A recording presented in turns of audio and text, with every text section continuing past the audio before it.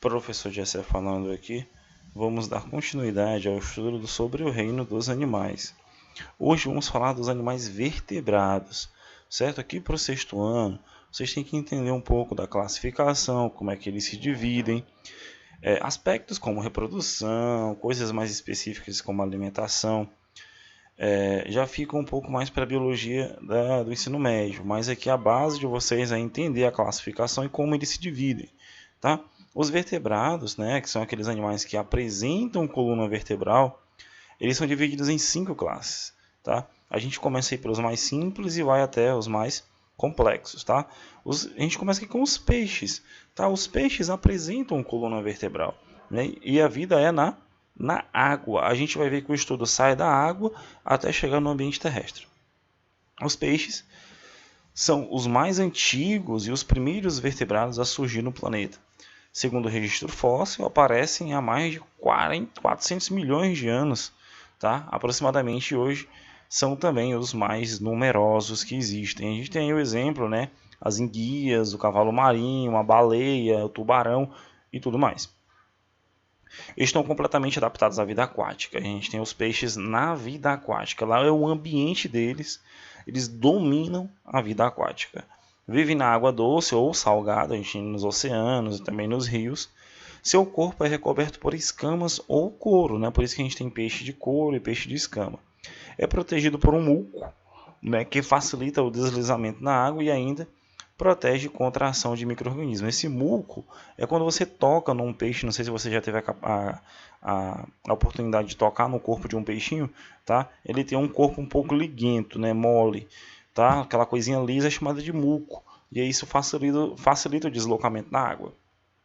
Existem dois grupos distintos de peixes. Aqueles peixes que são ósseis, tá? Os osteíclides, que tem um esqueleto ósseo, né, calcinado, forte, com espinha, como os lambaris, dourados, pintados e salmão. E os peixes cartilaginosos, que são os condrictes, que tem um esqueleto cartilaginoso, galera, como o tubarão e as arraias. É aquele esqueleto um pouquinho mais mole, tá? Então eles têm essa subdivisão.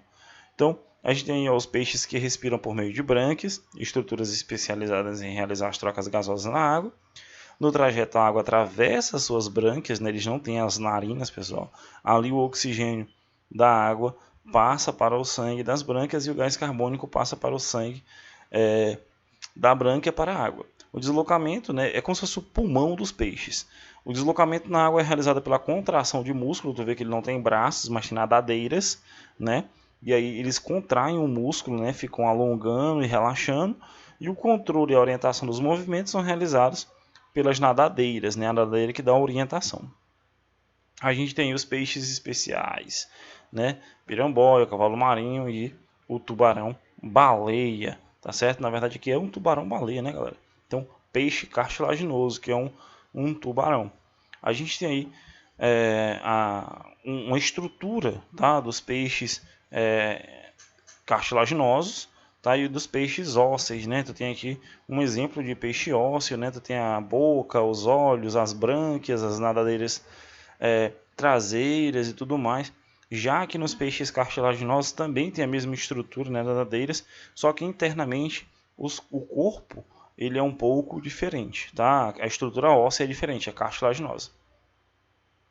Aí a gente passa para os anfíbios, que são aqueles animais que vivem tanto na água como na terra, tá? Existe até no exército um carro chamado de carro anfíbio, porque ele entra na água e também se desloca na terra, tá bom? Essa é uma característica, como se fosse uma evolução dos peixes, pessoal, tá? Esses animais eles têm uma vida dupla. Há mais de 350 milhões de anos, peixes que apresentavam características muito especiais, como as nadadeiras, com muitos ossos, que lhes permitiam se arrastar pelo solo, e a capacidade de utilizar o oxigênio da atmosfera originaram aí os anfíbios, né, o sapo, né, e alguns animais, né, que são parecidos com répteis, mas na verdade são anfíbios.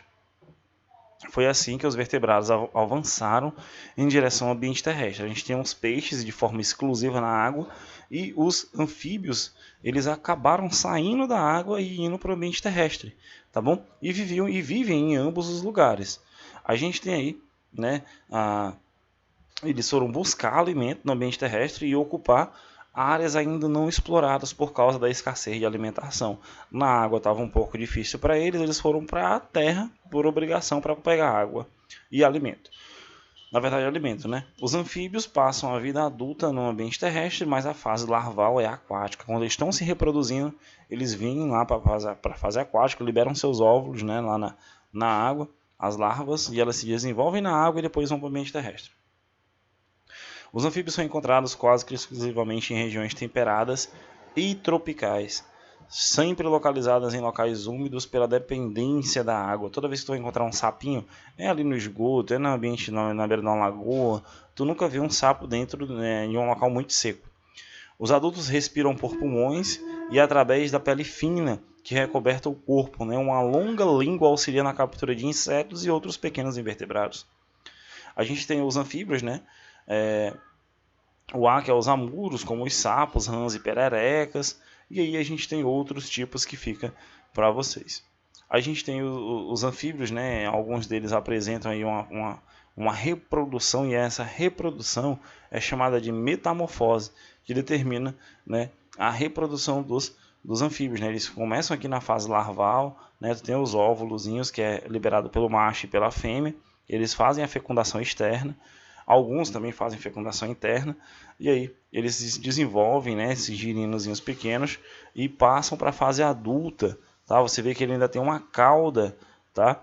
E aí ele perde essa cauda e aí volta para a fase adulta, tá bom, galera? Mas o processo que indica isso é chamado de metamorfose. E aí a gente passa para os répteis. Eles ocupam apenas o ambiente terrestre, né? Tá? Mas ainda assim o ambiente aquático, como o jacaré, né? Ele fica ali dentro do ambiente aquático. Então eles ocuparam o ambiente terrestre de forma mais efetiva. Por quê, professor? Qual é a diferença entre eles e os anfíbios? É porque no ambiente terrestre alguns répteis vivem em ambientes muito secos, como as cobras, né? E ainda tem a tartaruga que vive no ambiente aquático, vive no ambiente terrestre, ela se reproduz no ambiente terrestre. Tá? Essa conquista foi possível porque eles apresentam pele grossa e impermeável. Respiração exclusivamente pulmonar, todos eles têm pulmão, né? O sapinho aqui ele respira pela pele também, apesar de ter um pulmão. Já não, os anfíbios eles têm exclusivamente pulmão em todos os seus espécimes. Deslocamento com pernas, né? O rastejo, a cobra se rasteja, o jacaré ele acaba utilizando aqui suas pernas e seus braços. A fecundação é interna, isso quer dizer que acontece dentro do corpo da fêmea, e os ovos são revestidos por casca, tá? Então eles têm uma proteção maior do que a dos girinos, que ficam aí na água, né? A ação de predadores aqui é mais fácil. Já os ovos com casca, eles ficam mais protegidos, então é um avanço, tá certo? Também temos os crocodilos, os jacarés, os escamosos, as serpentes, tartaruga, jabuti, tudo isso é réptil. E a gente chega aqui nas aves, que são aquelas que se deslocam no ar, apesar de ter aves que se deslocam na água, como os pinguins, que são exímios nadadores. As aves se deslocam pelo ar graças às diversas adaptações, né? O par de penas, né? De pernas transformadas em asas, ossos pneumáticos, que são ossos pouco densos, tá? Bem leves, corpo recoberto por penas, músculos peitorais bastante desenvolvidos, sacos aéreos ligados aos pulmões, e um osso externo, né, em forma de quilha, que consegue confere maior aerodinâmica e maior superfície para a fixação dos músculos peitorais, tá? Esses ossos, algumas aves não conseguem voar, tá? Mas a questão de ter pena, a questão de ter esses ossos pneumáticos facilita aí e dá a característica de uma ave. Algumas aves, no entanto, ao longo da história desse grupo, perderam a capacidade de voar e desempenharam outras habilidades locomotoras, né, de acordo com seu habitat. Por exemplo, a avestruz ela perdeu a capacidade de voar, mas ela corre bastante. O pinguim perdeu a capacidade de voar, mas ele é um exímio nadador, tá? A gente tem aí, né, o pinguim e a avestruz, como eu falei para vocês. E aí a gente fecha o estudo dos vertebrados com os mamíferos, alimentando seus filhotes, né? Os mamíferos são aqueles que têm glândulas mamárias, aqueles que mamam, tá? Aqueles animais como cachorro, gato, porco, rato, tatu, coelho, elefante, cavalo e lompra, né? Entre outros que conhecemos. O ser humano é um mamífero. São mamíferos da classe mamária, animais com pelos recobrindo o corpo, construindo, né? Contribuindo com a retenção de calor, glândulas mamárias. Os mamíferos eles apresentam glândulas mamárias que produzem leite, que alimentam aí com seus filhotes. Nós temos aí uma exceção, que são os ornitorrincos, né? Que são animais mamíferos que colocam ovos, tá? Ele é todo estranho, né? Tem rabo de castor, bico de pato, tá? Nadadeiras.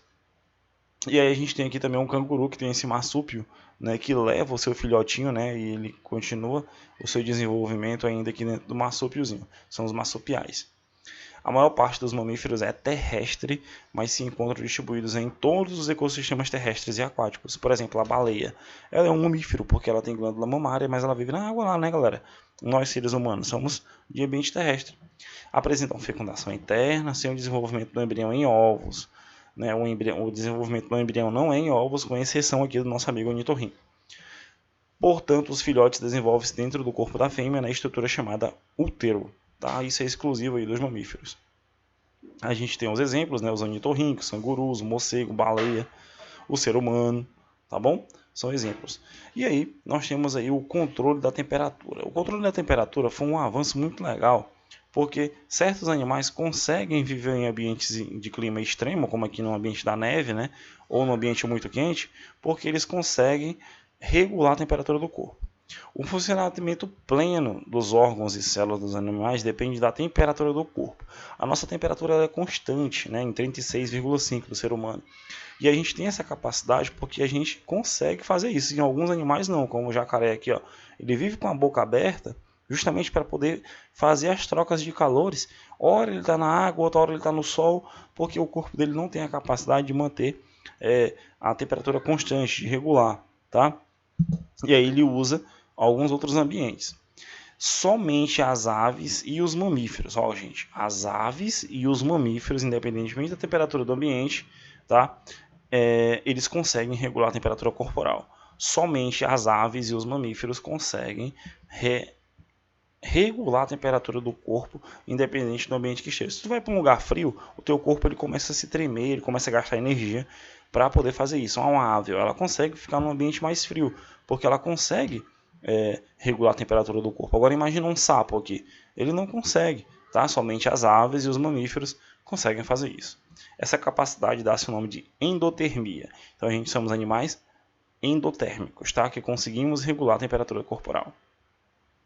Os animais que não conseguem regular a temperatura corporal, razão pela qual a temperatura do corpo depende da temperatura do ambiente, são chamados de ectotérmicos.